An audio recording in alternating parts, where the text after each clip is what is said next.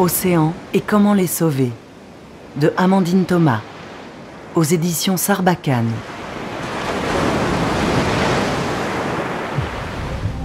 Sur la couverture du livre, nous plongeons sous l'eau au milieu d'une magnifique barrière de corail, aux couleurs vives et éclatantes.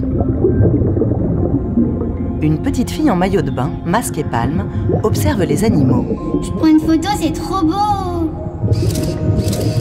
Un petit garçon en short de bain nage la tête en bas. Et moi, j'agis pour protéger les océans. Autour d'eux, une raie manta noire et blanche, un poisson perroquet à écailles multicolores, une tortue, un poisson-lion, une méduse violette, un requin gris et des poissons clowns orange et blanc.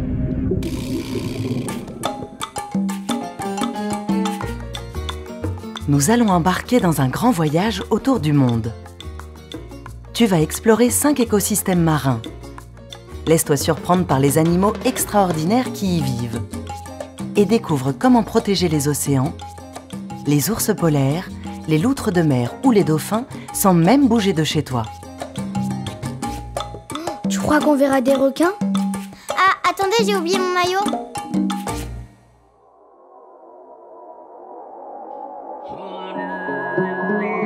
L'Arctique. Recouvert en hiver d'une banquise de plusieurs mètres d'épaisseur, l'océan Arctique, qui encercle le pôle Nord, abrite dans ses eaux glacées des animaux spécialisés dans la survie en milieu hostile.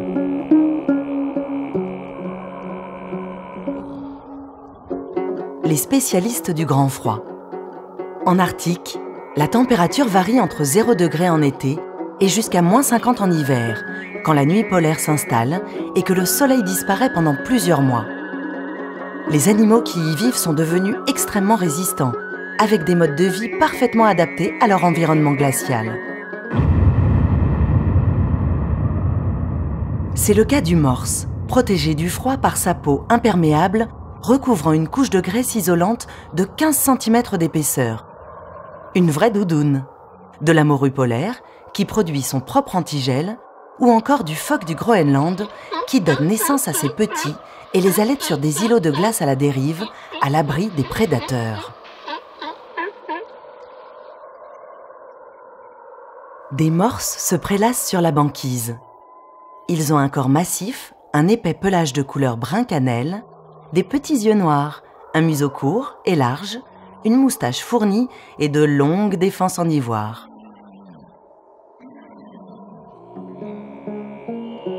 Un atout ou une faiblesse. Les animaux de l'océan Arctique sont tellement bien adaptés à leur environnement que le moindre changement peut les mettre en danger. C'est ce qui arrive à l'ours polaire, un super prédateur capable, grâce à son odorat exceptionnel, de chasser le phoque sur la banquise. Mais cet habitat unique et fragile est menacé par le réchauffement climatique qui fait fondre la glace. Le terrain de chasse de l'ours polaire rétrécit d'année en année. L'ours polaire a une épaisse fourrure blanche. Sa tête semble petite par rapport au corps allongé et aux pattes puissantes. Son museau est terminé par une truffe noire. Ses oreilles sont petites et arrondies. Il observe un bébé phoque, tout seul sur un petit morceau de glace, qui s'est détaché de la banquise. À côté de l'ours, la tête d'un phoque du Groenland dépasse d'un trou de respiration creusé dans la neige.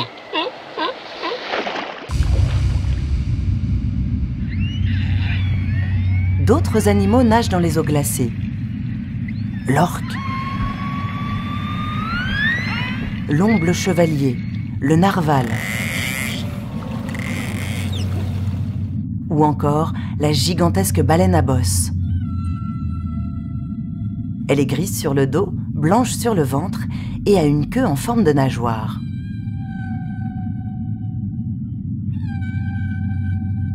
Vrai ou faux? L'Arctique est un continent. Faux! En Arctique, on ne trouve que de l'eau sous la glace, alors que l'Antarctique, au pôle sud, est un vrai continent, avec des montagnes et même des volcans sous la glace.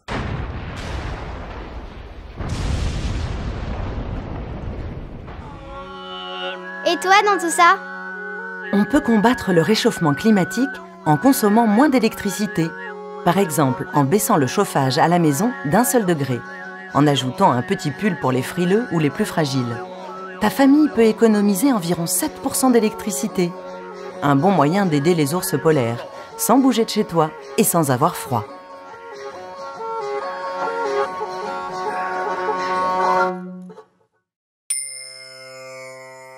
La mangrove des Sundarbans. La mangrove des Sundarbans est la plus grande au monde. Elle couvre 10 000 km², soit la taille d'un pays comme le Liban. Véritable labyrinthe d'îlots, de vasières et de canaux, à la limite de la mer et de la terre, elle se trouve entre l'Inde et le Bangladesh, face à la baie du Bengale. Les pieds dans l'eau. La mangrove, c'est une forêt composée de différentes espèces de palétuviers, les seuls arbres capables de pousser dans l'eau salée. À marée basse, leurs racines, qui ressemblent à des échasses, sont à l'air libre. À marée haute, elles sont submergées pendant des heures. Le refuge parfait pour de nombreuses créatures marines. Les animaux de cet écosystème entre terre et mer sont parfaitement adaptés à leur environnement. Le tigre du Bengale, qui vit dans la mangrove, peut chasser ses proies à la nage, parcourant des kilomètres dans l'eau. Il a une fourrure rousse rayée de bandes noires. Son corps est élancé et puissant.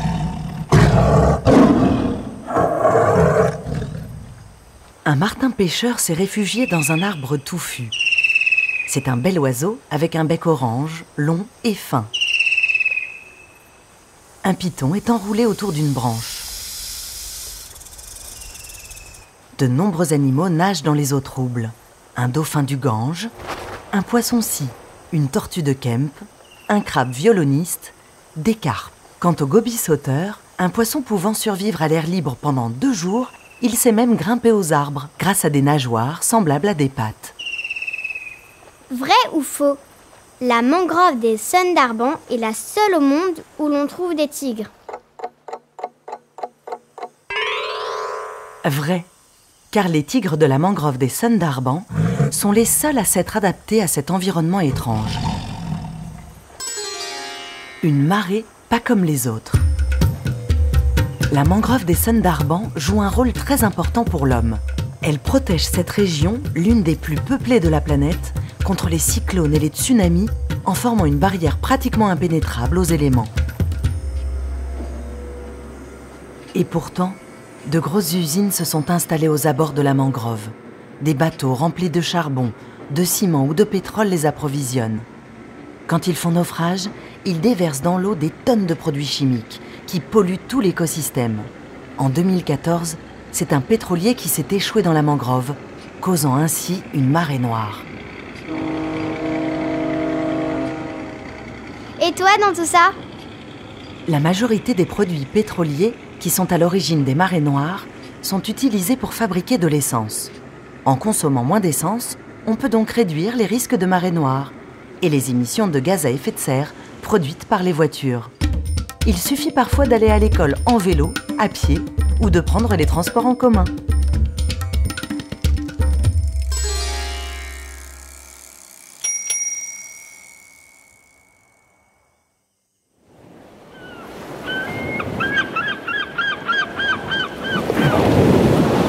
Le grand large.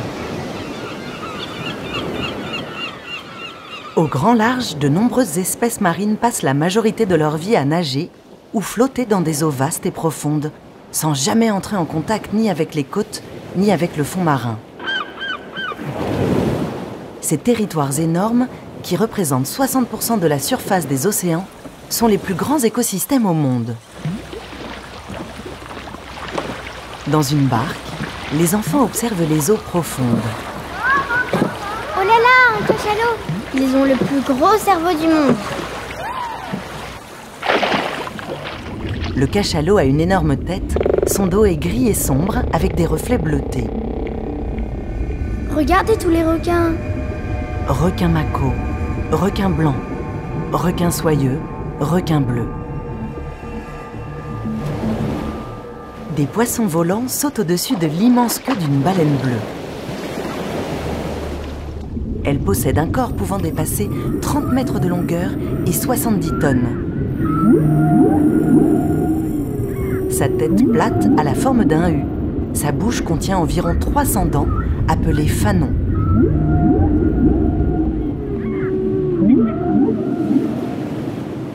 Du bleu à perte de vue.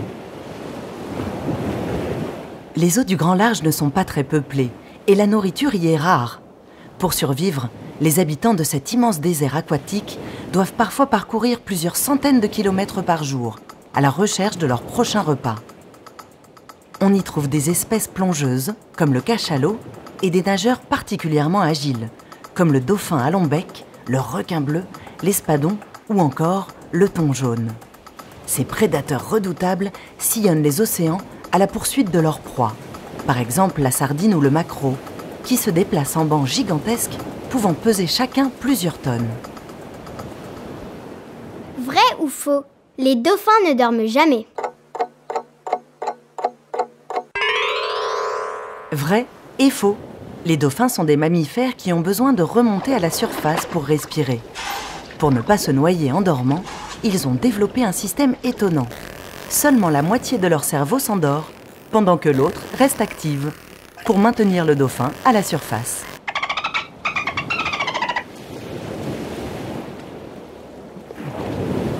Un océan sans poissons? Les requins et les dauphins ne sont pas les seuls à chasser le poisson. Grâce à la pêche, les océans nourrissent des milliards de gens à travers le monde. Mais les techniques de pêche modernes sont de plus en plus destructrices. Certains bateaux déploient des filets géants en plein cœur de l'océan, capturant des centaines de tonnes de poissons, parfois même des dauphins, des tortues ou des oiseaux. D'autres ratissent les fonds marins à l'aide de filets lestés de lourds poids et équipés de roues qui arrachent tout sur leur passage.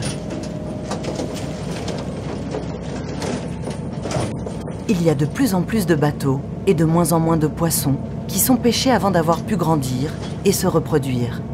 C'est ce qu'on appelle la surpêche. La situation est si grave que le poisson pourrait devenir une denrée rare d'ici 50 ans. Et toi dans tout ça? Pas de panique, il y a plusieurs moyens d'agir. Si tu habites près de la mer, tu as probablement la chance d'avoir un marché local. Ou ta famille pourra trouver du poisson frais, pêché de manière responsable par des pêcheurs traditionnels. Sinon, pourquoi ne pas chercher les produits de la mer portant le label MSC la prochaine fois que tu seras au supermarché? Cette étiquette garantit que ton poisson est issu de la pêche durable.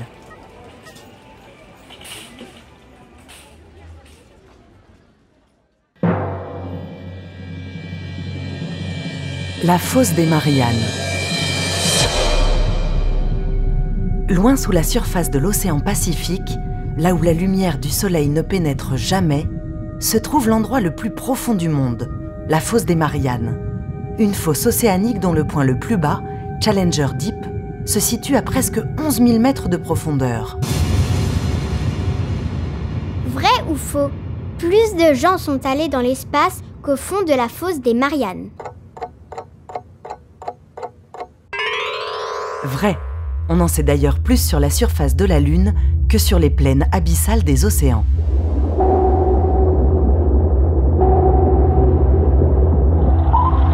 Dis, tu crois qu'un jour quelqu'un pourra fabriquer un sous-marin en plastique recyclé? Bah peut-être si on recycle assez de déchets. Les enfants sont dans un mini sous-marin et regardent les créatures étranges. Un effrayant poisson ogre aux dents pointues. Une pieuvre vampire. Un poisson vipère. Et un requin lutin avec des dents en forme de clous.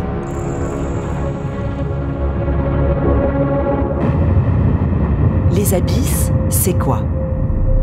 Les abysses sont les zones les plus profondes d'un océan, entre 2000 et 11 000 mètres sous la surface.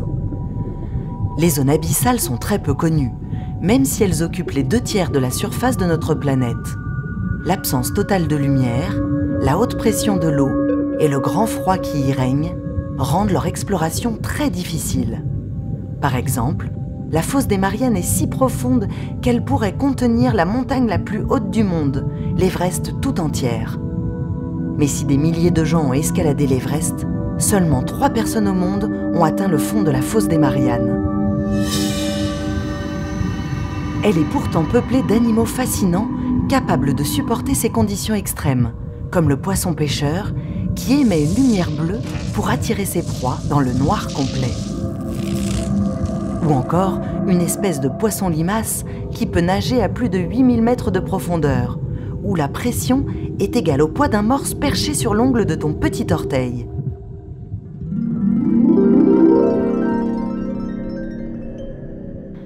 Un lieu inaccessible, ou presque. À 10 898 mètres de profondeur, presque au fond de la fosse, des scientifiques japonais ont filmé un sac plastique. Comment est-il arrivé au fin fond de l'océan? C'est simple. Les humains produisent tellement de plastique que l'équivalent d'un camion poubelle par minute finit dans les océans. Pour lutter contre ce problème, de nombreux pays, dont la France, ont décidé d'interdire les sacs plastiques à usage unique, c'est-à-dire qu'on n'utilise qu'une seule fois.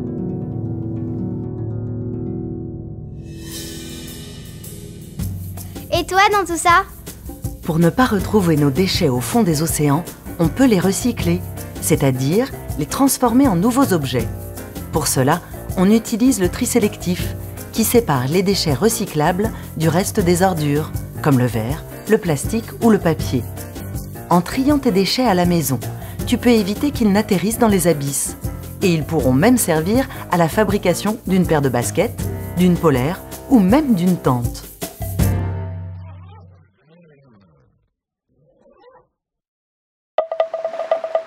Les kiribati. À cheval sur l'hémisphère sud et l'hémisphère nord, en plein océan Pacifique, se trouvent les Kiribati, l'un des plus petits pays au monde. Ces 33 îles, éparpillées comme des confettis dans l'océan, sont presque entièrement constituées de corail. Une longue bande de sable fin émerge à peine au milieu de l'océan bleu turquoise. Des enfants s'amusent sur la plage, d'autres jouent au ballon, dans l'eau peu profonde, à côté de maisons fabriquées avec du bois et des feuilles de noix de coco. Un homme construit un long mur en terre le long de l'océan pour protéger la plage.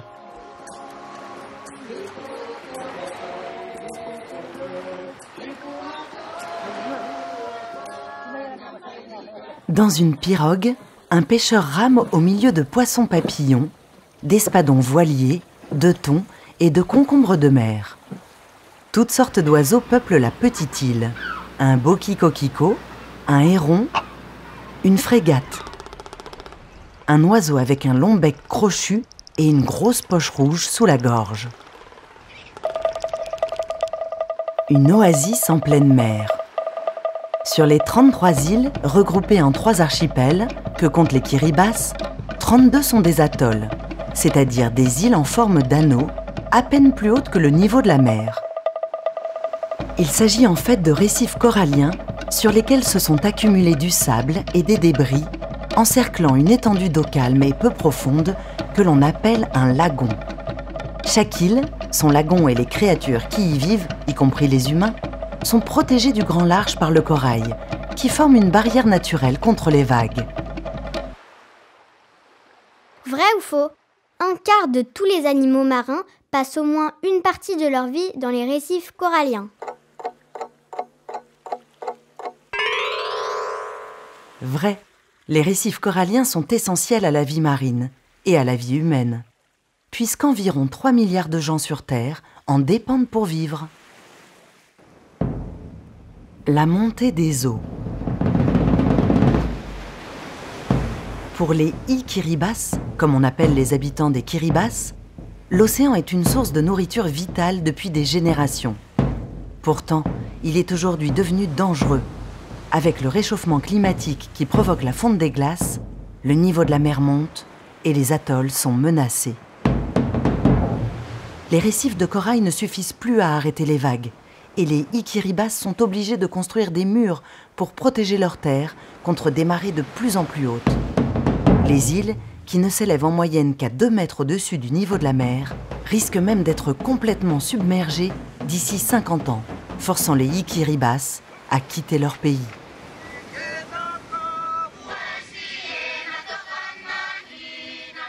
Et toi dans tout ça?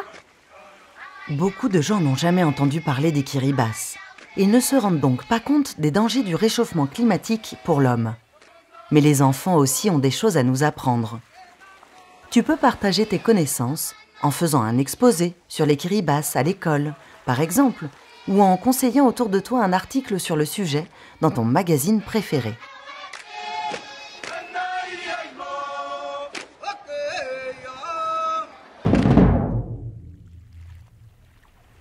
Que peut-on faire pour protéger les océans? Au-delà des conseils et des idées que tu as déjà découverts, il y a beaucoup d'autres actions que nous, les humains, pouvons engager pour protéger les océans. Certaines solutions demandent un effort collectif, d'autres peuvent être accomplies individuellement. Alors, à la maison, à l'école ou au travail, seul ou en groupe, que peut-on faire pour aller plus loin dans la défense des océans? Économiser l'énergie. Faire des économies d'énergie, c'est réduire nos émissions de gaz à effet de serre. Tu sais déjà qu'on peut éteindre les lumières quand on sort d'une pièce, ou baisser le chauffage en hiver. Mais il existe d'autres moyens d'économiser l'énergie. Par exemple, on peut opter pour un fournisseur d'énergie verte, qui privilégie les énergies renouvelables comme le soleil, l'eau et le vent, ou même installer des panneaux solaires sur le toit. Bien isoler les bâtiments, pour avoir moins besoin d'utiliser le chauffage ou la climatisation. Acheter des produits électroménagers, comme les réfrigérateurs ou les machines à laver, à faible consommation énergétique, c'est-à-dire qui utilisent peu d'électricité pour fonctionner. L'eau. L'eau est une ressource naturelle très importante pour la planète tout entière. De nombreuses espèces en dépendent, y compris nous les humains. Pour l'économiser, on peut prendre une douche plutôt qu'un bain, ne pas laisser couler l'eau du robinet quand on se lave les mains ou les dents, attendre que le lave-vaisselle ou le lave-linge soit bien plein avant de le mettre en marche. Consommer. En faisant les courses, on peut décider d'acheter des produits qui sont meilleurs pour les océans. Leur culture et leur transport utilisent moins d'énergie et produisent moins de déchets. Pour cela, on peut choisir de réduire sa consommation de viande et de poisson ou devenir végétarien. Manger des fruits et des légumes de saison, si possible cultivés dans la région. Préférer des produits avec pas ou peu d'emballage. Se faire entendre. Ton avis et celui de tes proches ont bien plus d'impact que tu ne l'imagines. En exprimant notre envie de protéger les océans à ceux qui ont le pouvoir de changer les choses, comme les gouvernements par exemple, on peut favoriser des décisions très importantes pour la planète. Pour faire entendre sa voix, on peut envoyer une lettre ou un email à un élu du gouvernement, participer à des marches pour le climat ou à des manifestations pour la sauvegarde des océans, exprimer son opinion, respectueusement, autour de soi, en discuter avec ses proches. Tu sais déjà qu'on peut limiter nos émissions de gaz à effet de serre en prenant les transports en commun, en marchant ou en faisant du vélo. Mais on peut aussi vivre sans voiture, si on habite en ville, ou choisir une voiture à faible consommation d'énergie. Éviter de prendre l'avion, faire du covoiturage pour aller au travail, à l'école ou en vacances.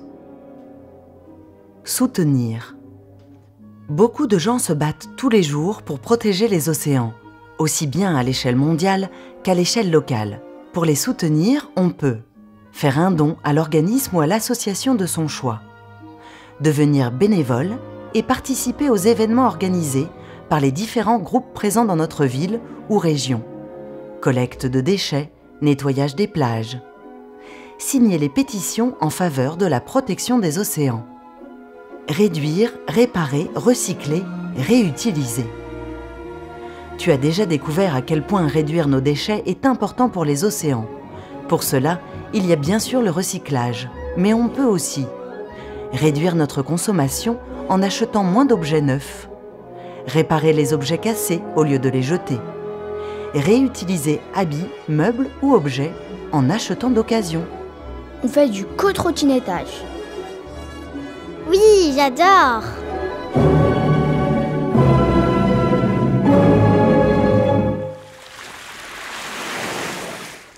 Audiodescription écrite et interprétée par Dune Cherville, avec les voix des enfants, Swan Bernard et Abel Hardy. Création sonore, Christophe Touzalin. Pour UNICEF France, dans le cadre de son prix UNICEF de littérature jeunesse 2020.